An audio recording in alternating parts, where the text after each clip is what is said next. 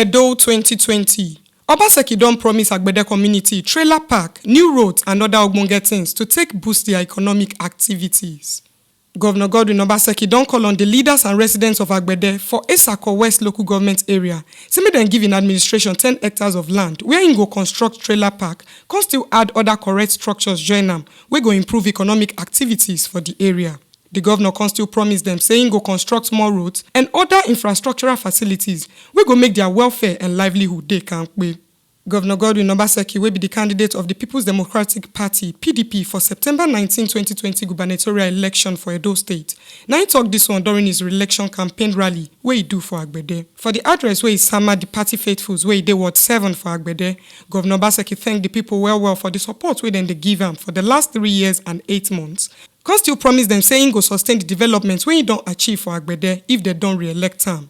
Governor Obaseki yarn say the number of trailers wey dey pass or park for Agbede every day go reach 1,000. Say if dem give am 10 hectares of land, im go build trailer park wey go make the drivers wey get all the plenty trailers to dey patronize them well.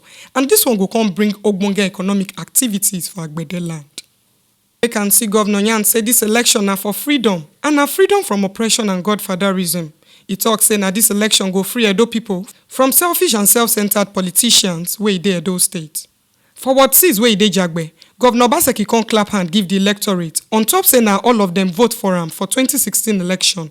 Come still make sure say im win for all the 7 units wey dey the ward. He reassured them say im administration no go tire for the plenty ogbonge infrastructural projects wey dem dey do for the area, especially for road matter, as he talk say im don already design some of their important roads and dem don start work on top their bridge. Say immediately dem complete am, dem go come begin work on top their roads. The chairman on top Edo PDP Governorship Campaign Council, Chief Dan Obi, come yarn say Governor Obaseki na transparent man wey don do plenty ogbonge things for Edo State. The chairman on top Edo PDP Governorship Campaign Council, Chief Dan Obi, sake of say even pay part of the money wey he come meet, say Comrade Adams Oshiomhole administration dey owe for the state.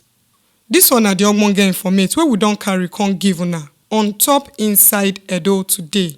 As Obaseki don promise Agbede community trailer park, new roads and other ogbonge things to take boost their economic activities. Make una sabi say na TMC TV na im carry this ogbonge informate come give una. And my name na Oiza Aboriogun.